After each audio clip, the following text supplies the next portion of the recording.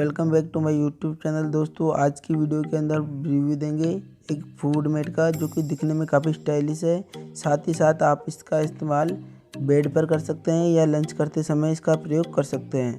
तो दोस्तों जो ये फूड मैट है दोस्तों दिखने में काफ़ी सुंदर है, और साथ ही साथ दोस्तों ये रिवर्सेबल है, दोनों तरफ से आप इसे यूज़ कर सकते हैं दोस्तों।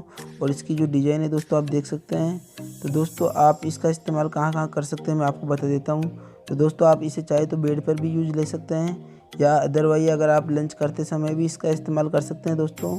और दोस्तों ये PVC की है, यानी कि अगर इसके ऊपर कुछ भी फैलता है तो आप इसे पोंछे से भी साफ़ कर सकते हैं या गीले कपड़े से भी साफ़ कर सकते हैं दोस्तों।